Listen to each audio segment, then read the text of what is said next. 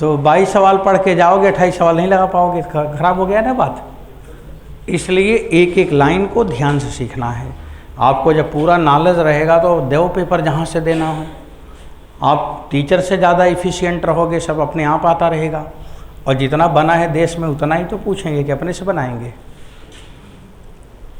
ये सब एनसीईआरटी की लाइंस हैं, यही सब उसमें लिखा है जो बच्चों को कम समझ आता है।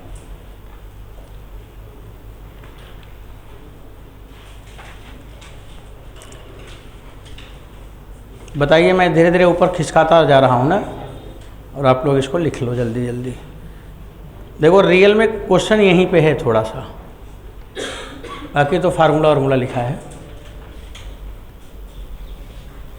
बच्चों हर चीज़ को वेल एक्सप्लेन होना चाहिए, एकदम कंप्लीट एक्सप्लेनेशन। मतलब आपसे कोई भी पूछे तो कभी कॉपी ना देखना पड़े, इतना अच्छा कॉन्सेप्ट होना चाहिए कि आप इमीडिएट बताओ कि ऐसा ऐसा हो रहा है इसलिए हुआ। हमेशा यही ढूंढना है कि अच्छा इसको होने का कारण क्या है, हम कैसे समझेंगे, हम क्या करेंगे, ऐसे मन में अपने सोचते रहा करो।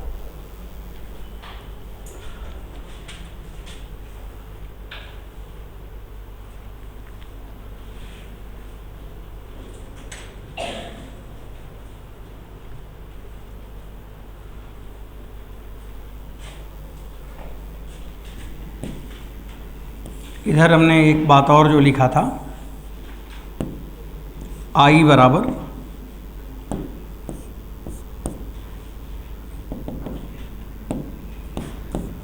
बराबर जे इंटू ए, इसको यूज़ किया है। करंट डेंसिटी इंटू एरिया बराबर आई, ये नीचे लिखा है, और यही हमारा आंसर है, यही डायरेक्ट टिक करना रहेगा।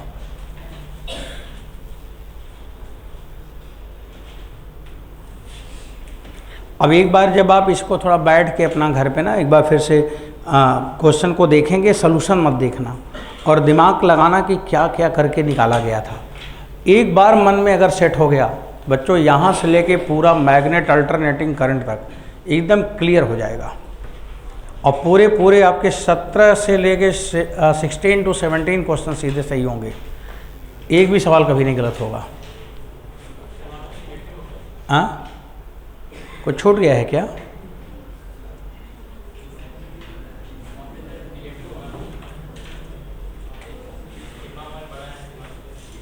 अच्छा, इसमें हमने लिखा है कि पहले की कंडक्टिविटी ग्रेटर है ना, और दूसरे का लेस है, तो डिनोमिनेटर में लेस होगा तो बड़ा हो जाएगा, और बड़ा है तो छोटा हो जाएगा।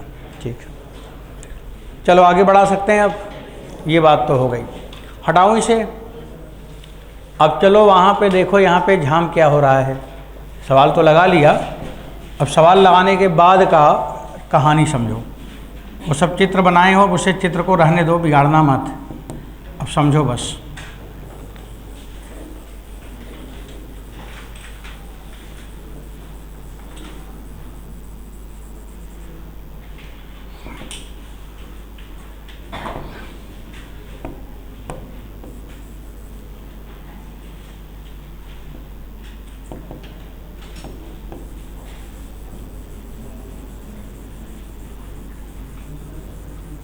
देखो ये दो कंडक्टर है और इसमें करंट आई जा रही है, और यही करंट इसमें आई जा रही है। और बच्चों पहले वाले की कंडक्टिविटी दूसरे से ज़्यादा है, मतलब करंट पहले में ज़्यादा चलेगी और दूसरे में कम चलेगी, इसका ये मतलब हुआ।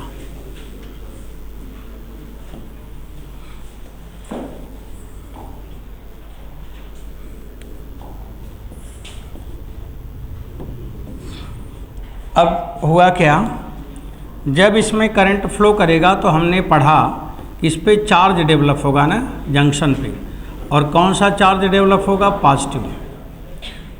और अगर ये जो पॉजिटिव चार्ज डेवलप हुआ, इस पॉजिटिव चार्ज की वैल्यू है, देखो मुझे पता है, मैं डायरेक्ट लिखूँगा एप्सिलॉन नॉट आई 1 कंडक्टिविटी दूसरे का माइनस कंडक्टिविटी पहले का, ये वैल्यू है। हर इंजीनियर को ये पता होता है।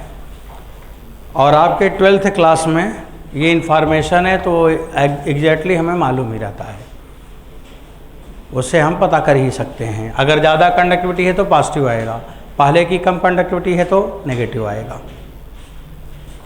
अब ये जो चार्ज इस पे डेवलप हुआ, ये चार्ज क्या करेगा, इसके सरफेस पे फैल जाएगा, और जब सरफेस पे फैल जाएगा तो ये उस बॉडी के जिसमें ये लगा होगा वायर, उस अप्लायंसेस के सरफेस पे बॉडी के ऊपर आ जाएगा। तो जब उसे कंज्यूमर यूज़ करेगा, टच करेगा, तो उसे शॉक लगेगा। तो कभी कभी आप फ्रिज को टच करते हैं, कंप्यूटर को टच करते हैं, तो आपको करंट लगता है, कभी फील किया है? इसका मतलब उसमें यही हो रहा है। तो आपने क्या गड़बड़ किया है, इसमें हमें जो प्लग लगाना है वो 3 पिन वाला लगाना है। जहाँ भी ये मटेरियल है, ऐसे जितने सर्किट जिसमें 2 डिफरेंट तार जुड़े हों, 2 डिफरेंट मटेरियल के तार जुड़े हों, वहाँ पे 3 पिन वाला प्लग लगाना होता है। और जहाँ पे एक ही तरह का कंडक्टर है वहाँ पे 2 पिन का प्लग लगाना होता है। ये एक कॉमन प्रॉब्लम है कि कहाँ पे 3 पिन का प्लग लगाना चाहिए, कहाँ पे 2 पिन का लगाना चाहिए। अगर 2 डिफरेंट वायर जुड़ेंगे तो वहाँ पे 3 पिन का प्लग लगाना है, और जहाँ एक ही वायर है वहाँ पे 2 पिन का लगाना है। अब इसमें 2 अलग अलग मटेरियल हैं, चार्ज लीकेज है, इस चार्ज को नहीं हटाओगे तो सरफेस पे फैल जाएगा, छुओगे तो करंट आएगा। तब मैंने क्या किया, हम जब 3 पिन वाला प्लग लगाते हैं तो देखो जो न्यूट्रल है मोटा होता है, सरफेस एरिया ज़्यादा होता है, और बाकी दोनों से बड़ा होता है। और जब उसको इंटर करोगे तो पहले जो बड़ा वाला है न्यूट्रल, वो जाके टच करेगा, और जैसे ही वो टच करेगा इसके ऊपर का चार्ज वो खींच लेगा, उसके चार्ज को न्यूट्रल कर देगा, तो इसका चार्ज यहाँ पे ख़त्म हो गया। और तब दोनों पिन टच करेगा और करंट आएगा, कोई टेंशन नहीं है। और अगर वो ऊपर वाला न्यूट्रल ना हो और आप सीधे लगा दो तो ये लीकेज चार्ज यहाँ पे शॉर्ट करा देगा, स्पार्क कर जाएगा, आग लग जाएगा, प्रॉब्लम आ जाएगा। इसलिए वहाँ पे हमें क्या लगाना होता है, 3 पिन का प्लग। तो बच्चों समझ गए 3 पिन का प्लग कहाँ लगेगा और 2 पिन का प्लग कहाँ लगेगा। 3 पिन का तीसरा पिन क्या करता है, करंट सप्लाई करता है, क्या करता है, लीकेज चार्ज को न्यूट्रलाइज करता है, इसीलिए उसे न्यूट्रल कहते हैं। तो आपको समझ आ गया।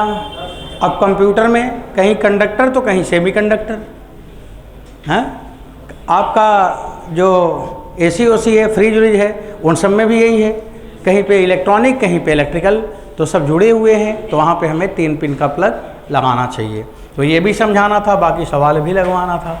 तो आपको ये बात समझ आया।